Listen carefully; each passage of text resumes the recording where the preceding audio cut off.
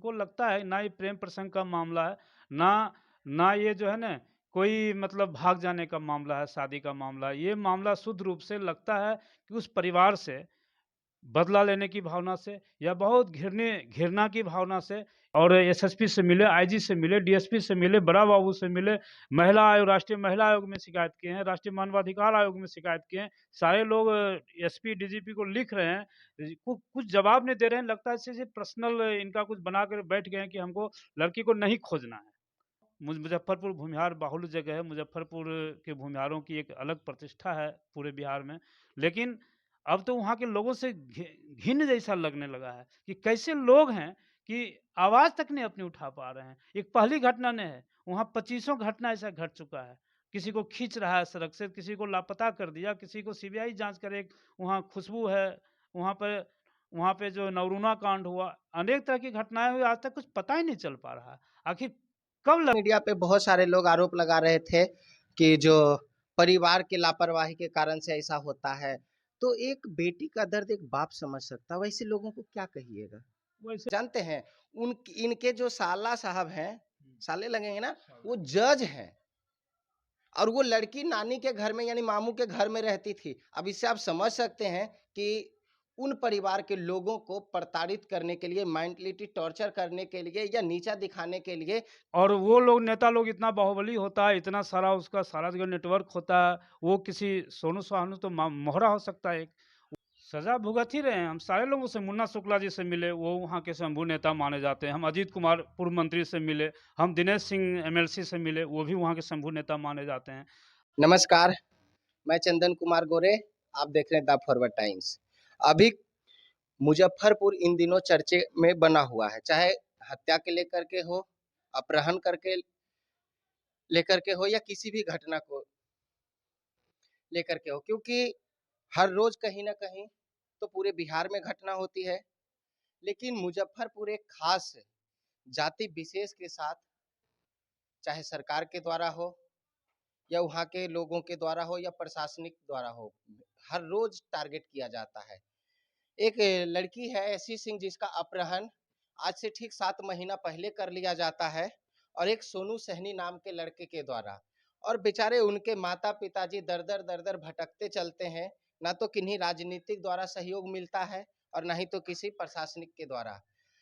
अभी देखे होंगे कि उनके माताजी के पास भी हम गए थे, उनसे जानने का प्रयास किए थे किन किन लोगों के द्वारा मदद मिला था। आज उनके पिताजी हमारे साथ हैं और इनसे भी हम जानने का प्रयास करेंगे कि कैसे घटना क्या हुआ था, क्यों हुआ था और किसने इस घटना को अंजाम दिया था। स्वागत है सर आपका।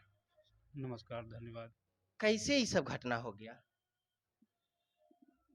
घटना 12 दिसंबर 2022 को हुआ है। अ, स 15-16 तारीख को हमको मुज़फ्फ़रपुर से फ़ोन आया, कॉल आया मेरे परिवार के लोगों को कि यसी मिल नहीं रही है, यसी का अपहरण हो गया है।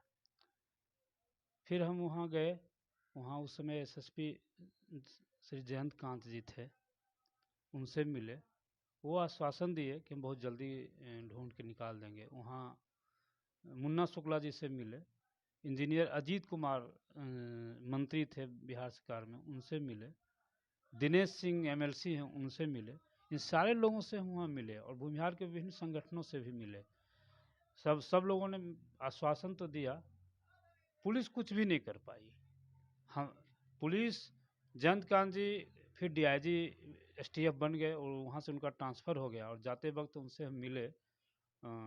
बोले कि अब लगता है कि बच्ची का अपहरण हो गया है। वो इतना एक्सेप्ट किए, अपने चैम्बर में ही बोले कि लगता है बच्ची का अपहरण हो गया है, लेकिन हम मेरा तो अब ट्रांसफ़र हो गया, नए एसएसपी साहब आएंगे, वो देखेंगे। डीएसपी वहाँ ये राघव दयाल जी हैं, उनसे भी मिले, वो भी बोले कि हाँ हम खोज निकालते हैं। सब लोगों से बार बार मिलने के बाद भी हम मुजफ्फरपुर में दिसंबर से लगातार अप्रैल तक कैंप किए, लगातार। लेकिन कुछ परिणाम निकल के नहीं आया और अभी तो ये सुनने में आ रहा है और बहुत बहुत लोगों का सोशल मीडिया पे चल रहा है कि बच्ची का अपहरण हो गया और बच्ची कहीं विक्रय कर दी गई है।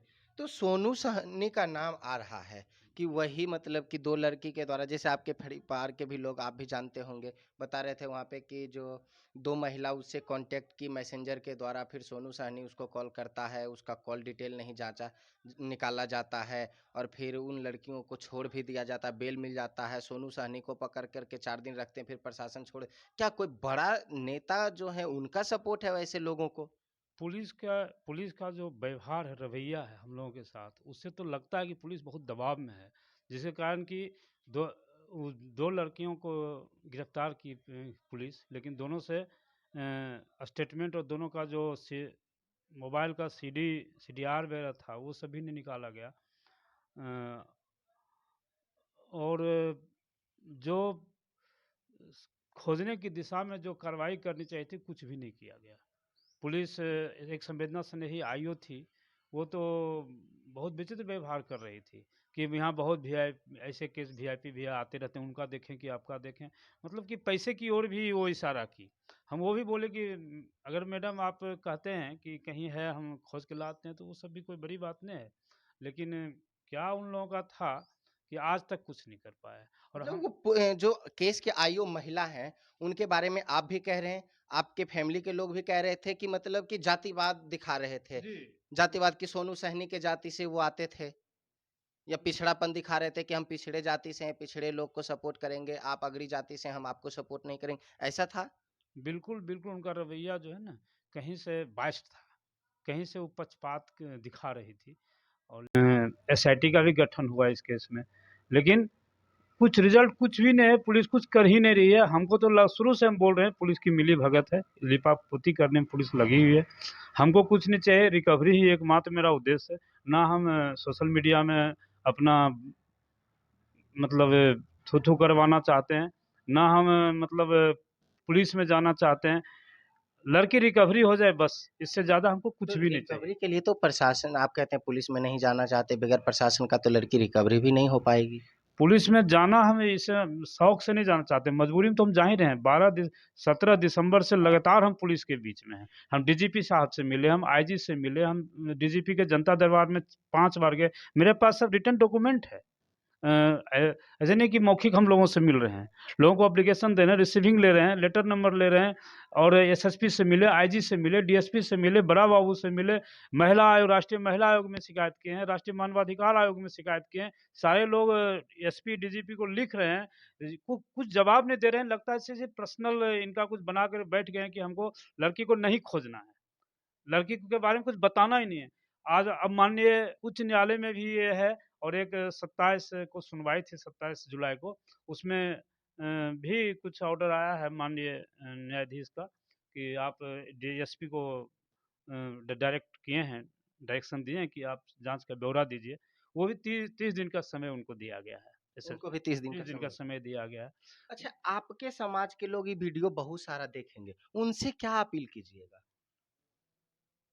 देखिए, ये अपील हम ये करना चाहते हैं कि हम जो 7 महीना से लगातार इस घटनाक्रम को एकदम बारीकी से देख रहे हैं, दौड़ रहे हैं, लोगों से मिल रहे हैं, तो हमको लगता है ना ये प्रेम प्रसंग का मामला है, ना ना ये जो है ना कोई मतलब भाग जाने का मामला है, शादी का मामला है। ये मामला शुद्ध रूप से लगता है कि उस परिवार से बदला लेने की भावना से, या बहुत घृणा की भावना से अगर किसी लड़के के साथ कोई लड़की अगर भाग जाती है, तो शादी कर लेती है, उसका यौन शोषण होता है।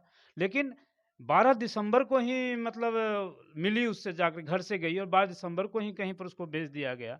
तो ये चीज़ें मतलब थोड़ा-सा लगता है कि ज़रूर कोई बदले की भावना से, उस परिवार से बदले की भावना से, घृणा की भावना से वो हम एक काम चीज़ किया गया। बोलना चाहेंगे कि अगर जैसे बोल रहे थे चाचा कि उन परिवार से बदले की भावना से के साथ दुर्व्यवहार किया गया। जानते हैं, इनके जो साला साहब हैं, साले लगेंगे ना, वो जज हैं और वो लड़की नानी के घर में यानी मामू के घर में रहती थी। अब इससे आप समझ सकते हैं कि उन परिवार के लोगों को प्रताड़ित करने के लिए, मेंटलिटी टॉर्चर करने के लिए या नीचा दिखाने के लिए कि इतना छोटा कदम कोई छोटा नहीं होता, बहुत बड़ा कदम होता है परिवार को झुकाने के लिए। कुछ ऐसा लगता है? बिल्कुल, ये एडीजे उसके मामा हैं, वो सहरसा में एडीजे टूथ है, वो एमपी एमएलए कोर्ट में अपराधी नेताओं का सब केस देख रहे थे। हो सकता है किसी को सज़ा सुनाए हों, और देख लीजिए और किसी को पहले। सज़ा हाँ, सुनाया किसी को सज़ा सुनाया हो, और वो लोग नेता लोग इतना बाहुबली होता है, इतना सारा उसका सारा जगह नेटवर्क होता है, वो किसी सोनू सोहानू तो मोहरा हो सकता है एक, उससे के द्वारा उठवा दिया गया। सेम डे 12 दिसंबर को ही लड़की उससे मिली और 12 दिसंबर को ही उसको कहीं पर सेटल कर दिया गया, लड़की का विक्रय कर दिया गया। तो इन सब बातों से इस छोटी छोटी सी बात नहीं लग रही है, हमको लग रहा है या तो उस परिवार से बदला लेने की भावना, घृणा की भावना से इसको अंजाम दिया गया, या चुनाव का 2024 में चुनाव है, एक बिहार में ऐसा माहौल मुजफ्फरपुर में उत्पन्न करना चाहती है सरकार या नेता लोग कि भूमिहारों और अन्य जातियों के बीच एक विद्वेष की भावना फैले, ताकि एक घृणा का माहौल पैदा हो भूमिहारों के साथ। ये साधारण सी घटना नहीं है, या तो उस परिवार से बदला लिया गया या भूमिहार जाति से को डिप्रेस करने के लिए ये इस तरह की घटना को अंजाम दिया यानी गया है। अगला पिछड़ा चुनाव के समय इसी को इस्तेमाल किया जाएगा। हाँ, चुनाव निश्चित तौर पे ये नहीं खोजने, पुलिस नहीं खोज रही है, चुनाव को और नज़दीक आने दे रही है और चुनाव में इसका इस्तेमाल किया जाएगा। सबसे बड़ा बात जो बोल रहे थे कि एडीजे 2 में एमपी एमएलए कोर्ट में वो एडीजी थे। वहाँ पे कार्यरत हैं। तो सोचिए कि वो नेता और अब बड़े-बड़े अपराधी को सज़ा सुनाते हैं। बताइए किस मानसिकता से नहीं इनके लड़की को खोजा जा रहा है और परिवार से बदला चुकाने के लिए ऐसा लग रहा है ना? बिल्कुल, हम तो इस बिंदु पर ही अब पहुँच रहे हैं, जब से हम सुने हैं कि लड़की का विक्रय कर दिया गया, 12 दिसंबर को लड़की गायब हुई और उसी दिन विक्रय किया गया, तो हमको ये साधारण सी घटना नहीं लग रही है, प्रेम प्रसंग का मामला या ये मामला किसी लड़की और लड़के का है। ये मामला शुद्ध रूप से उस परिवार से बदला लेने की या उस परिवार को झुकाने की बातें, या हमें झुकाने की, मतलब पूरे परिवार को, मतलब ज़मींदोज़ करने की के लिए ऐसा किया गया है। इसमें भूमिहार और अन्य जातियों के बीच अच्छा, विद्वेष एक पैदा चीज़ और करने के लिए कहेंगे, ऐसा। सोशल मीडिया पे बहुत सारे लोग आरोप लगा रहे थे कि जो परिवार की लापरवाही के कारण से ऐसा होता है। तो एक बेटी का दर्द एक बाप समझ सकता है, वैसे लोगों को क्या कहिएगा? वैसे लोगों को हम ये कहना चाहते हैं कि किसी भी बड़ी-बड़ी घटनाओं, जो गंभीर घटनाएँ, उनको मज़ाक मत बनाइए। बच्ची तो चली गई, ठीक है, कहीं न कहीं लापरवाही है। हम साथ में नहीं रहते थे। उसके नाना प्रिंसिपल थे कंस्ट्रेंट कॉलेज में। उसकी नानी प्रोफ़ेसर थी, उसके मामा जी जज हैं, उसकी माँ पीजी किए हुए है। सब लोग इकट्ठे रहते थे। हम एक दिन के लिए भी उसको माँ से अलग नहीं किए कभी। वो हमें आप क्या चीज़ में हैं? जी, हम भारत सरकार में राइट्स, एक कंसल्टेंसी है मिनिस्ट्री ऑफ रेलवे का, उसमें हम प्रबंधक थे।